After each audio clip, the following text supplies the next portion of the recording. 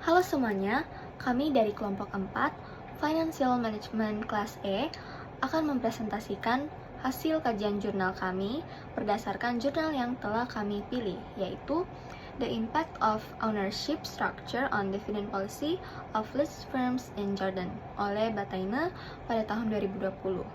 Nah, sebelum kami memulai presentasi kami, izinkan kami untuk memperkenalkan diri kami masing-masing terlebih dahulu. Perkenalkan, saya Apria Datu Paruntung dan teman anggota kelompok saya yang lain yaitu Brili, Odelia, dan Selvira.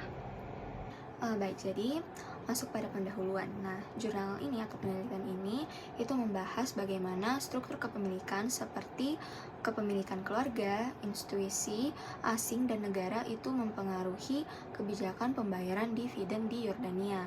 Nah, negara Yordania ini sendiri itu termasuk negara berkembang dengan struktur kepemilikan yang cenderung terpusat pada kelompok tertentu dan perlindungan investornya itu relatif rendah.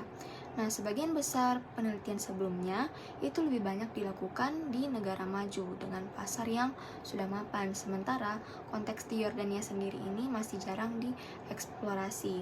Nah, disinilah letak celah penelitiannya, di mana masih kurang bukti empiris yang melihat perbedaan karakteristik kepemilikan dan dampaknya terhadap kebijakan dividen. Nah, kajian kami ini itu hadir untuk mengisi kekosongan tersebut dengan fokus pada analisis berbagai tipe kepemilikan utama di perusahaan industri dan jasa yang terdaftar di Bursa Efek Aman.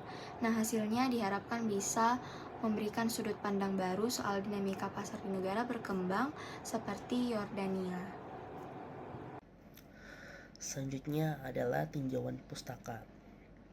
Pada bagian ini, saya akan menjelaskan landasan teori dari penelitian ini.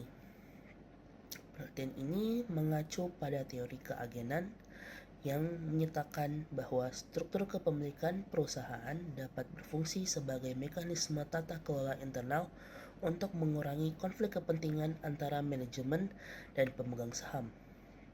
Dalam konteks ini, pemegang saham mayoritas seperti institusi atau keluarga memiliki insentif yang kuat untuk memantau tindakan manajemen. Dengan adanya pengawasan tersebut, biaya keagenan dapat ditekan yang pada akhirnya akan meningkatkan nilai perusahaan secara keseluruhan.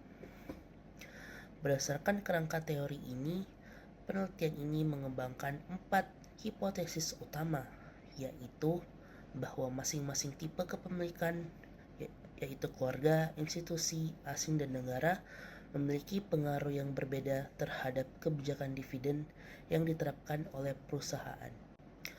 Selanjutnya, saya akan menjelaskan mengenai metode yang digunakan dalam penelitian ini. Penelitian ini mengambil sampel sebanyak 66 perusahaan yang terdaftar di ASI. Periode observasi yang digunakan mencakup 4 tahun, yaitu dari 2014 hingga 2017. Adapun variabel yang digunakan terdiri dari 2 jenis, yaitu yang pertama variabel independen yang mencakup struktur kepemilikan seperti kepemilikan keluarga, institusional, asing, dan negara. Lalu yang kedua ada variabel dependen, yaitu kebijakan dividen yang diukur menggunakan dividen yield. Populasi penelitian mencakup seluruh perusahaan non-keuangan yang terdaftar di ASI, dengan pengecualian sektor keuangan karena peraturan yang berbeda. Penelitian ini dilakukan di Yordania dan untuk mengelola datanya digunakan metode regresi panel Tobit yang sesuai untuk data dengan karakteristik terbatas atau censored seperti dividend yield. Nah, poin pertama itu kepemilikan institusional berpengaruh positif signifikan terhadap kebijakan dividen. Yang kedua itu ada kepemilikan asing berpengaruh negatif signifikan terhadap kebijakan dividen. Yang ketiga itu ada kepemilikan keluarga dan negara tidak berpengaruh signifikan. Jadi dari poin-poin di atas menjelaskan bahwa semakin banyak saham yang dimiliki oleh institusi di sebuah perusahaan, makin besar juga peluang perusahaan itu buat kasih dividen ke pemegang saham, karena institusi biasanya jadi pengawas yang baik buat manajemen supaya tidak asal-asalan dalam mengatur perusahaan. Tetapi jika sahamnya banyak dipegang sama investor asing, justru kemungkinan perusahaan kasih dividen jadi kecil, mungkin karena mereka lebih suka keuntungan dari naiknya harga saham daripada dari dividen tunai.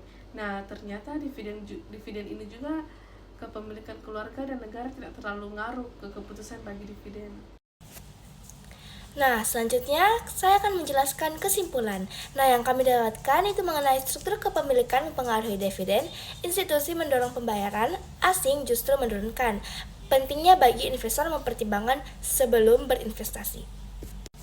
Nah, jadi maksud yang saya jelaskan tadi itu mengenai penelitian pada perusahaan industri dan jasa di Yordania, menunjukkan bahwa struktur kepemilikan pemegang peran krusial dalam kebijakan dividen itu. Semakin besar porsi kepemilikan institusional, semakin tinggi kecenderungan perusahaan untuk membayar dividen. Sementara domisi saham asing justru cenderung menurun besarnya dividen yang dibagikan. Oleh karena itu, investor disarankan untuk selalu menelaah komposisi pemegang saham sebelum memutuskan pilihan investasi. Sekian dari presentasi kami, semoga apa yang kami sampaikan bisa bermanfaat dan memberikan sudut pandang yang baru. Terima kasih atas perhatian dan waktunya, sampai jumpa di kesempatan berikutnya.